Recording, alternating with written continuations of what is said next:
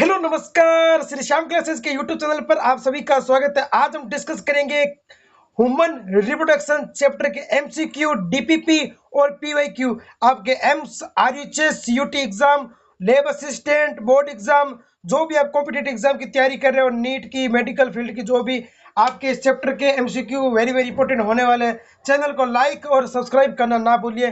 तो first question है हमारे सामने स्क्रीन पर मेरे दोस्त, निम्नलिखित में से कि निम्नलिखित में से कथन गलत कथन चुने। तो गलत कथन कौन सा है? सी है। स्तनधारियों में पॉलीस्पर्मी को अंडे की सतह में रासायनिक परिवर्तनों से रोका जाता है, ये गलत है, बाकी सब सही है। तो इसी के साथ नेक्स्ट क्वेश्चन है हमारा, निम्नलिखित में से सही कथन की पहचान करें।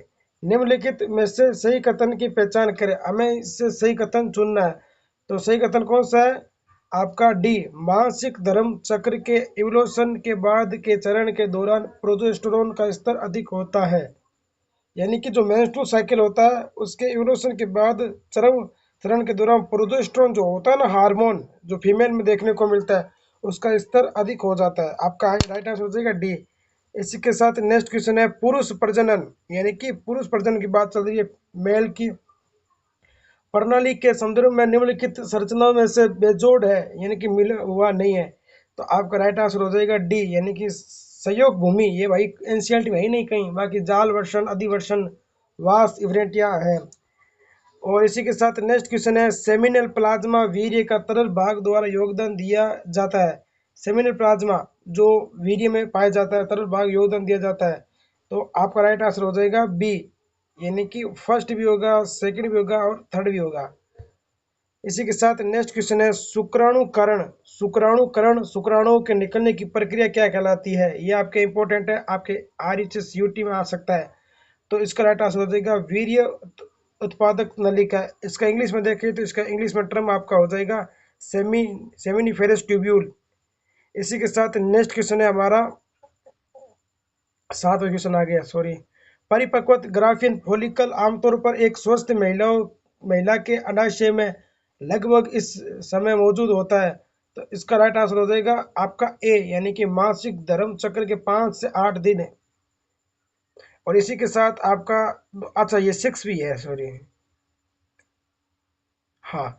तो इसी के साथ आपका इसमें हो जाएगा, शुक्राणु की एक्रोसोमल प्रतिक्रिया निम्न के कारण होती है। तो इसका राइट आंसर हो जाएगा आपका ए, यानी कि इसके संपर्क अंडाणु के जोन पेलुसिडस संपर्क में आता है। जोन पेलुसिडस से होता है, इसके संक्रमण से शुक्राणु आते हैं, तभी निषेचन की प्रक्रिया अंडाणु में इंजेक्ट होती है।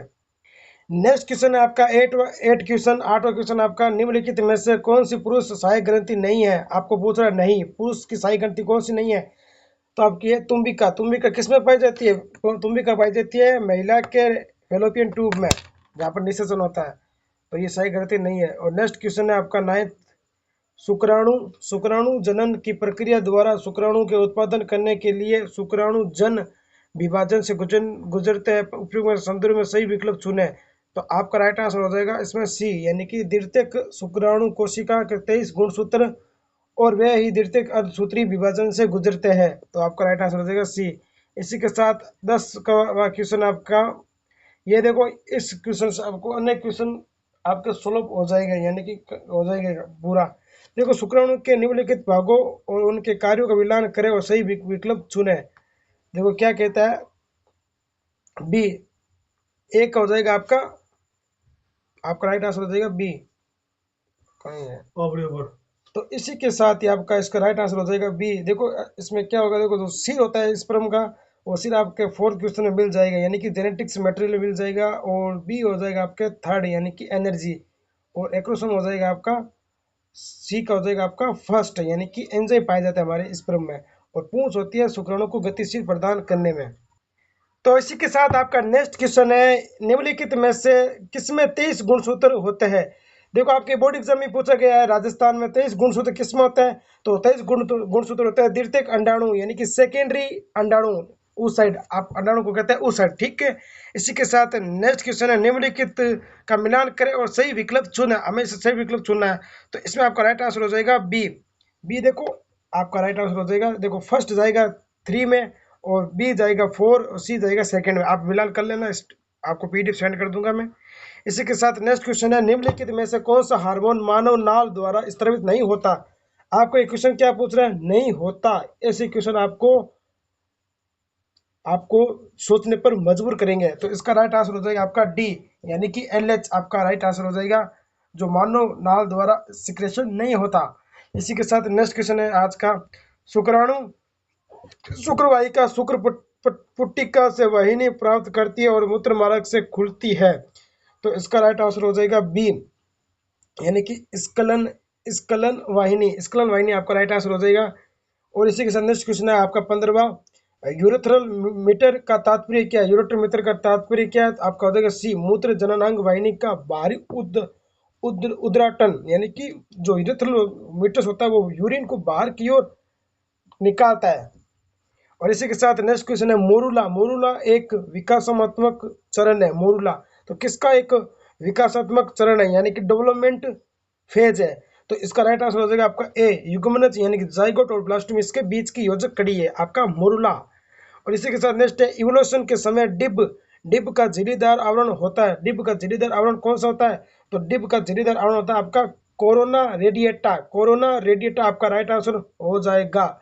इसी के साथ नेक्स्ट क्वेश्चन है, निम्नलिखित में से बेजोड़ को पहचाने। बेजोड़ यानी कि मिला हुआ नहीं है इसमें से।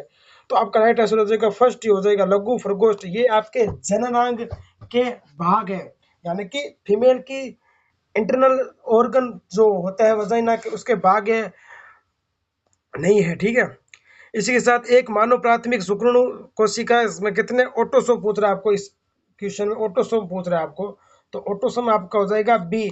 आज का अंतिम क्वेश्चन आपके सामने, आपको रिक्तिस्थान भरना है। देख क्या क्या होता है, आपका राइट आंसर हो जाएगा प्लेसेंटा। यहाँ पे मैच करो कि प्लेसेंटा एक अस्थि अंग है जो स्तनधारी मां को उसके भ्रूण से जोड़ता है। तो आई होप ये कॉन्सेप्ट आपको अच्छा लगेगा। कोई भी इस क्वेश्चन से आपको रिलेटिव को पूछना हो तो आप कमेंट बॉक्स में लिख सकते हो, कोई दिक्कत है तो, जो भी क्वेश्चन से डाउट है तो आप लिख सकते हो। जय हिंद, जय भारत।